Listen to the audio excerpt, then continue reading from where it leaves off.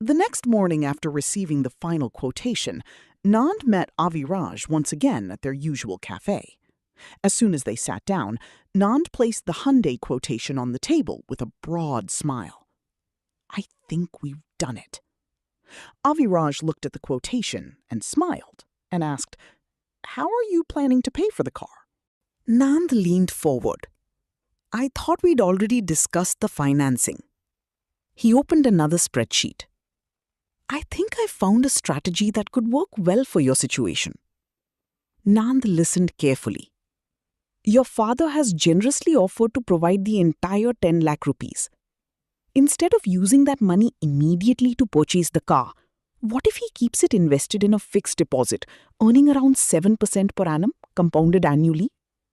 Nand looked curious. "And I take the employer's vehicle loan instead?" "Exactly.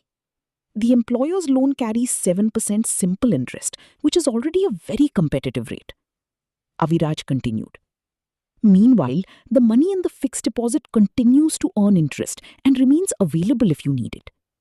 As you repay the employer loan over time, the interest earned on the fixed deposit can help offset a significant portion of the loan's interest cost, while the principal in the deposit can gradually be used to reduce or repay the loan." Nand thought for a moment.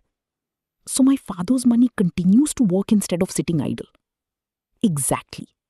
And at the same time, your family retains liquidity. If an emergency arises, the money is still available rather than having been permanently locked into the car."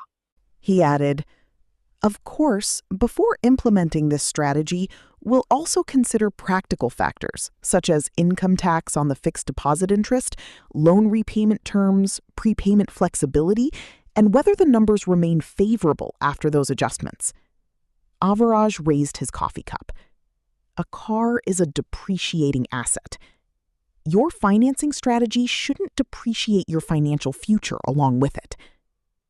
For the first time, Nand realized that the smartest car buyers don't merely negotiate the purchase price. They also design a financing strategy that protects their wealth, preserves liquidity, and keeps their long-term financial goals firmly on track. After nearly 2 hours of discussion, both of them closed their notebooks. Just then, the waiter walked over and placed the cafe bill on the table. Nand immediately picked it up. "This one's on me," he said with a smile. "You've spent so much time helping me. At least let me pay for the coffee." Nand reached into his wallet and pulled out a credit card. As he handed it to the waiter, Aviraj glanced at the card for a moment. He paused. A smile slowly appeared on his face. "I think you've just given me another idea." Aviraj pointed toward the credit card. "What if we could use your credit card as part of your car purchase?" Nand laughed. "A car? On a credit card? I didn't think dealerships allowed that." "Some don't," Aviraj replied. "But some do, either for the full amount or for part of the payment, depending on the dealer's policy and the payment gateway." Aviraj picked up his notebook once again. "If the dealership accepts credit card payments, we should explore several questions. Will they charge any additional processing fee? Will your credit card earn reward points, cashback, or travel benefits? Will it give you up to 45-50 days of interest-free credit? Can those rewards reduce your effective purchase cost? And most importantly," he smiled, "can we use the credit card without paying a single rupee of credit card interest?" Aviraj looked at Nand and smiled. "There's only one way to find out." Nand nodded. Without wasting any time, he picked up his phone and dialed the Hyundai sales consultant. Nand said, "If I decide to purchase the car, can I make the payment using my credit card?" The executive told, "Yes, sir, we do accept credit card payments, but we charge a 2% credit card processing fee on the transaction." Nand's smile faded slightly. "So, if I pay the entire amount by credit card, I'll have to pay an additional 2%? Nand spoke again. "I have a proposal. I'm planning to book the car this month. If I make the purchase immediately, is there any possibility of waiving the credit card processing fee?" The salesperson paused. "I'll discuss it with my team leader and sales manager. If there's any flexibility, I'll certainly let you know." Nand smiled. Thank you. I'd appreciate that. Aviraj smiled. Most buyers stop asking after hearing 2% processing fee. If they agree to waive the processing fee, we'll calculate whether paying by credit card creates additional value through reward points, cashback, or the interest-free credit period. And if they don't, we'll compare the numbers again and decide whether using the credit card still makes financial sense. Aviraj raised his coffee cup. And that's exactly why informed buyers often get better deals than impatient buyers. Later that afternoon, while Nand was reviewing his notes, his phone rang. The caller ID displayed Hyundai Sales Consultant. Nand answered immediately. "Good afternoon, Mr. Nand," the salesperson said. "I discussed your request with my team leader and sales manager." Nand smiled. "That's great. Were you able to waive the credit card processing fee?" There was a brief pause. "We couldn't remove it completely," the salesperson replied. "However, considering that you're planning to book the car this month, we've received special approval to reduce the processing charge." Nand listened carefully. "Instead of the standard 2%, we'll charge only 0.5% on the amount you pay through your credit card. The reduced charge will apply only if you complete the booking within this month.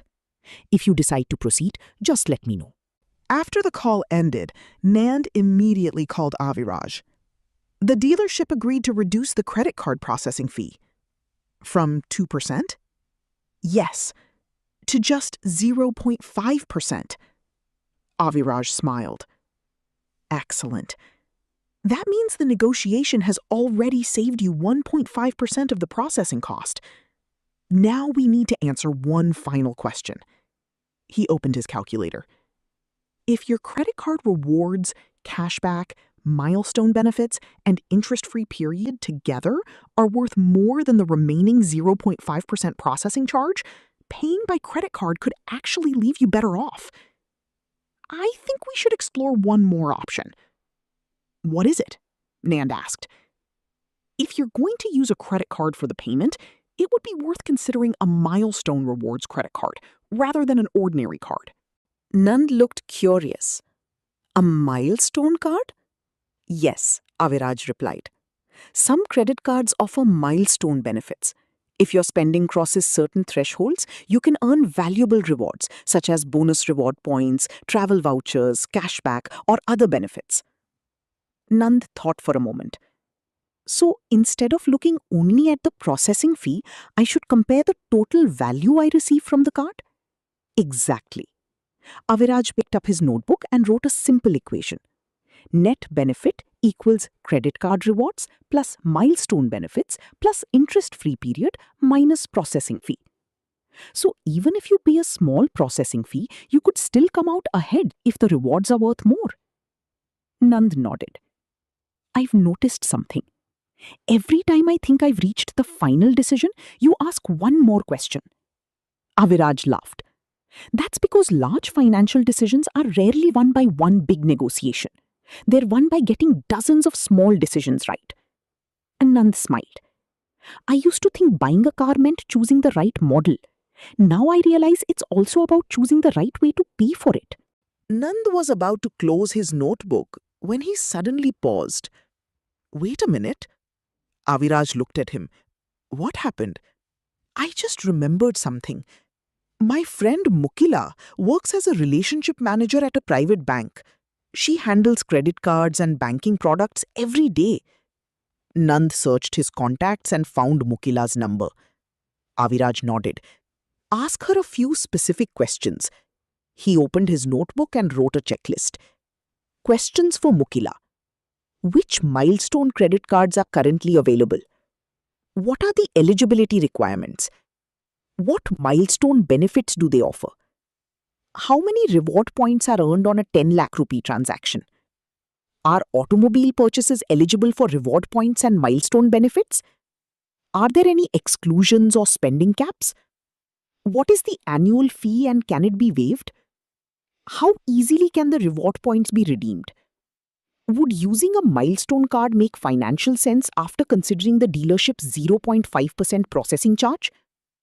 Nand pressed the call button. As the phone began to ring, both of them knew they were about to explore another piece of the puzzle.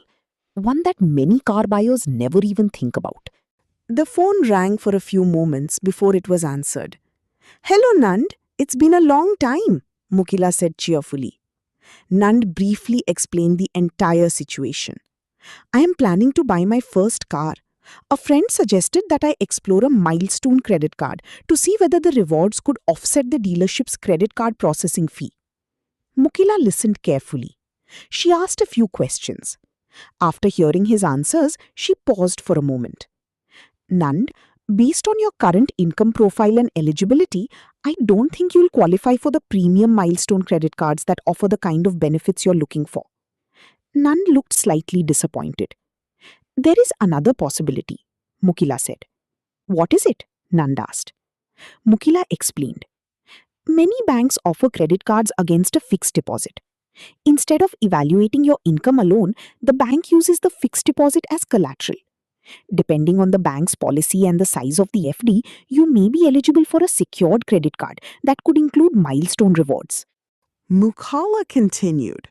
Of course, we'll first need to check which secured credit cards are currently available, what milestone benefits they offer, whether automobile purchases qualify for those rewards, and whether the overall benefit exceeds the dealership's 0.5% processing fee.